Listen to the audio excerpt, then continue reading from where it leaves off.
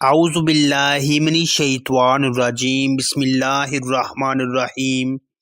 السلام علیکم ورحمۃ اللہ وبرکاتہ۔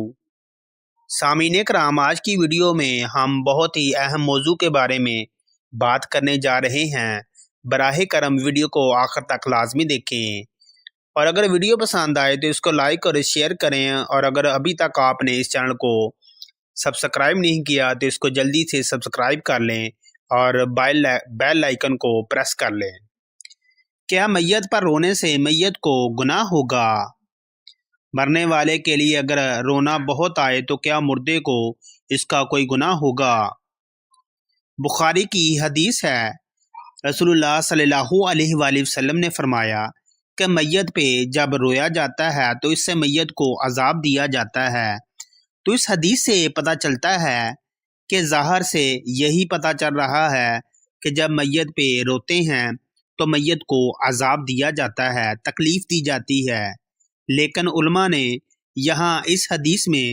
دو قیدیں لگائی ہیں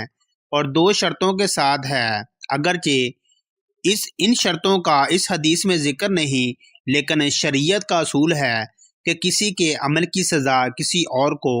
نہیں دی جاتی۔ یہ قرآن میں جگہ جگہ ہے، حدیثوں میں بھی ہے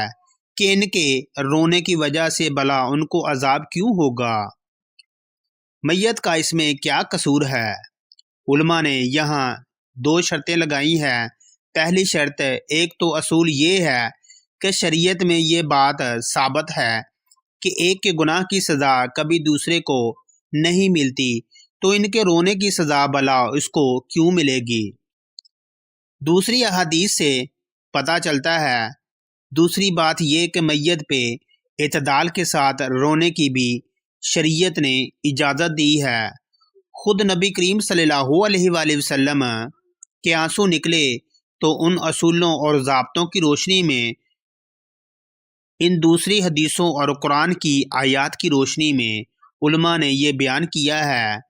تمام فقہا نے بیان کیا ہے کہ یہ جو حدیث میں آتا ہے کہ میت پہ رونے سے میت کو عذاب ہوتا ہے، اس میں دو شرطیں ہیں۔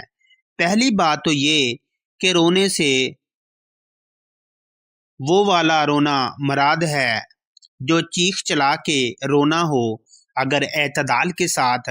کوئی رو رہا ہے ہلکی آواز سے، جو نیچرل ہے، جو فطری ہے، جو محبت کا تقاضا ہے، وہ رونا حرام بھی نہیں ہے۔ جب حرام بھی نہیں ہے تو رونے والے کو عذاب نہیں ہوگا، تو میت کو کیوں عذاب ہوگا؟ تو اگر کوئی ہلکی آواز سے معمولی اپنی آواز کو پست کر کے، جیسے آنسو آ رہے ہوتے ہیں، انسان رمضان کے غم کے موقع پر اس طرح سے رو رہا ہے تو اس میں کوئی حرج نہیں ہے، یہ نیچرل ہے۔ لیکن آواز کے ساتھ رو رہے ہیں، رونا پیٹنا، ہا ہو، ایک چیخو پکار لگی ہوئی ہے اور کوئی سینہ کوٹ رہے ہیں، یا جس طرح سے بعض علاقوں میں دیکھا ہے کہ بلکہ آج کل تو فیشن بنا ہوا ہے، اس طرح سے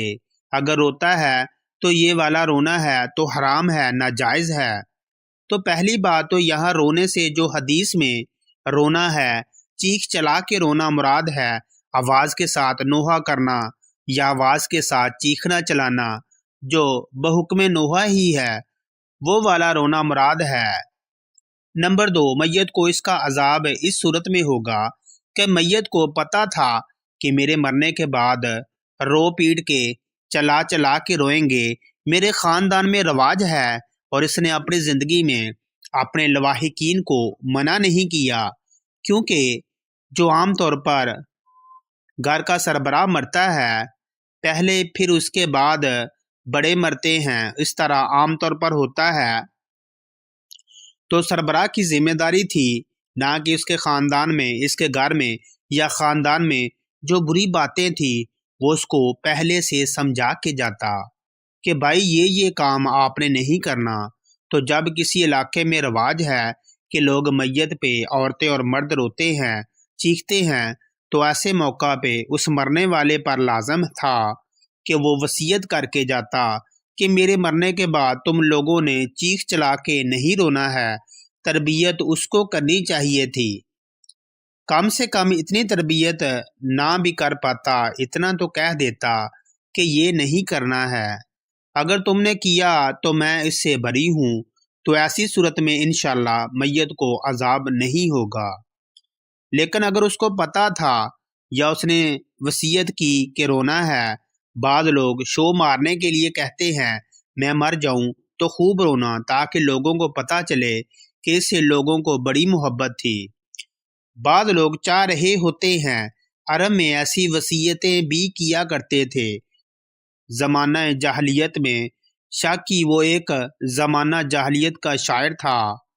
نہ وہ اپنی کزنوں سے اور اپنے عورتوں سے کہہ رہا تھا کہ میں مر جاؤں نا، پہلے اس نے بڑی سخاوت دکھائی اور پھر بتایا کہ میں مر جاؤں نا تو گریبان چاک کر کے دنیا کو بتانا کہ بڑا سخی جو ہے دنیا سے چلا گیا۔ خوب چیخنا چلانا، پتہ چلے کوئی بندہ گیا ہے، کوئی بندہ مارکیٹ سے شارٹ ہوا ہے۔ تو پہلے زمانے میں نا جاہلیت میں یہ تھا کہ لوگ خود وصیتیں کرتے تھے، پہلے کچھ کام بھی اچھے کرتے تھے اور پھر کہتے تھے دیکھو یہ کام میں کر رہا ہوں تو اب میرے مرنے کے بعد چیخنا چلانا پتہ چلے کوئی سخی اور بہادر دنیا سے گیا ہے،